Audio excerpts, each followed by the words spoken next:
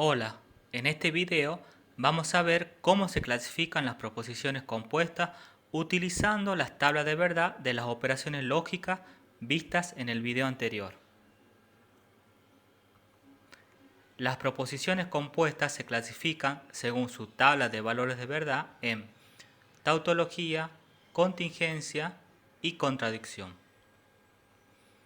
Una proposición compuesta es tautología cuando su tabla de valores de verdad es siempre verdadera, independientemente de los valores de verdad de las proposiciones simples que lo componen.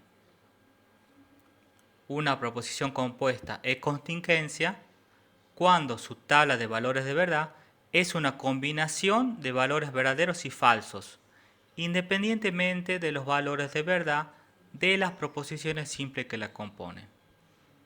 Y finalmente, una proposición compuesta es contradicción cuando su tabla de valores de verdad es siempre falsa, independientemente de los valores de verdad de las proposiciones simples que la componen. Ejemplo, clasificar mediante tablas de valores de verdad la siguiente proposición compuesta. Si P o no Q, entonces P. Para clasificar la proposición compuesta, primero tenemos que construir su tabla de valores de verdad. Para esto procedemos de la siguiente manera. Primero confecciono el encabezado de la tabla. Para ello cuento la cantidad de proposiciones simples diferentes que tiene la proposición compuesta. Y en nuestro ejemplo son dos, P y Q. Estas serán las primeras columnas de la tabla en orden alfabético. P y Q. Para las siguientes columnas debo hacer una columna por cada una de las operaciones lógicas de la proposición compuesta, que en nuestro caso son 3. La disyunción, la negación y el condicional.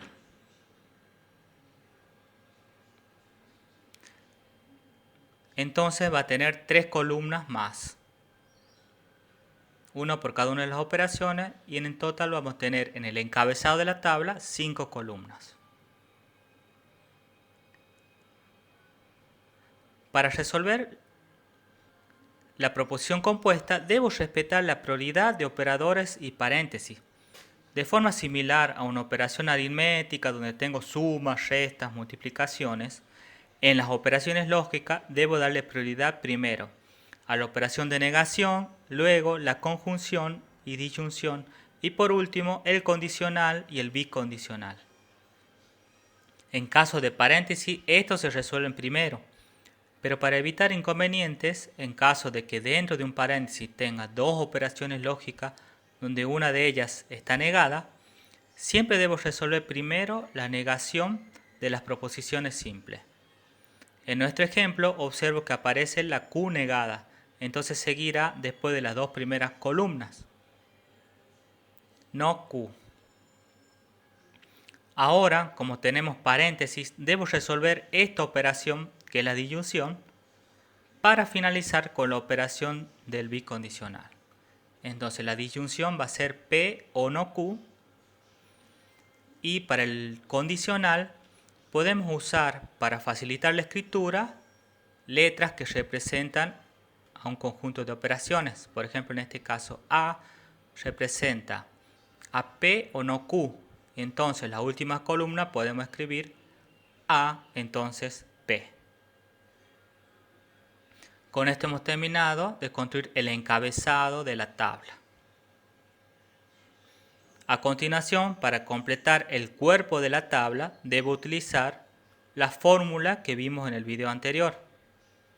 Es decir, n, que es igual a 2 elevado a la n minúscula, donde la n minúscula, si recordamos, se refiere a la cantidad de proposiciones simples que tenemos. Y en este caso tenemos 2, P y Q. Por lo tanto, es 2 elevado al cuadrado, va a ser 4. Y 4 va a ser la cantidad de filas que va a tener la tabla.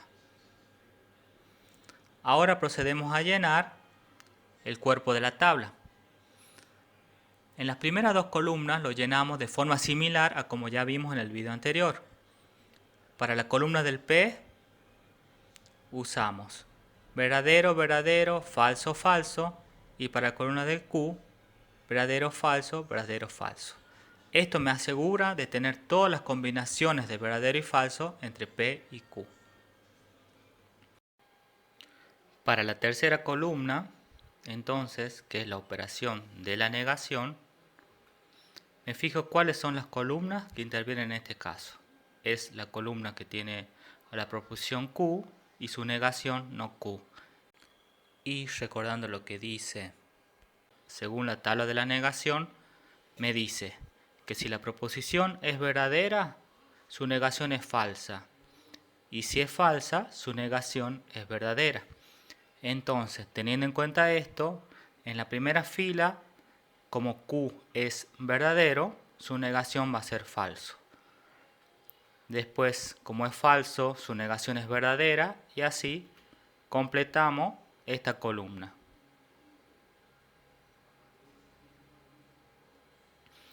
Para la cuarta columna, que es la disyunción, también tenemos que recordar la tabla de la disyunción.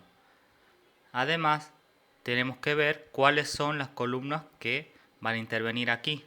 Es la columna de P y la columna donde está la negación de Q. Porque tenemos P o no Q. Bien. Y como dice en la tabla de la disyunción, que la disyunción es falsa si las dos proposiciones simples que la componen son falsas. Entonces buscamos esto en la tabla. Y esto se cumple en la tercera fila, donde tenemos que P y no Q son falsas ambas. Entonces la disyunción va a ser falso. Y al resto lo completamos con valores verdaderos. Con esto completamos la disyunción. Para la última columna, que es la operación del condicional, que tenemos si A, entonces P, donde nosotros recordamos que la A representa a P o no Q. Por lo tanto, esta última columna está representando a toda la operación. Si P o no Q, entonces P. Bien, para resolverla, nosotros tenemos que ver cuáles son las columnas que intervienen en este caso. Y además tenemos que recordar que en el condicional nosotros tenemos un antecedente y un consecuente. Y se tiene que tener en cuenta ese orden. Primero el antecedente y después el consecuente. Aunque en la tabla el antecedente está a la derecha y el consecuente a la izquierda, nosotros tenemos en cuenta el orden de primero antecedente y después consecuente. Y según la definición del condicional, dice que el condicional es falso cuando el antecedente es verdadero y el consecuente es falso. Si me fijo en la tabla, esto sucede en la última fila. El antecedente, que es la columna de la disyunción, es verdadero y el consecuente, que es la columna del P, es falso. Entonces aquí tenemos verdadero, antecedente, falso, consecuente. El condicional va a ser falso. Y el resto lo completamos con valores verdaderos. Con esto hemos terminado de completar los valores de verdad de la tabla. Y ahora para la clasificación de la tabla se deduce que si P o no Q, entonces P es una contingencia, ya que tenemos valores verdaderos y falsos en la última columna de la tabla.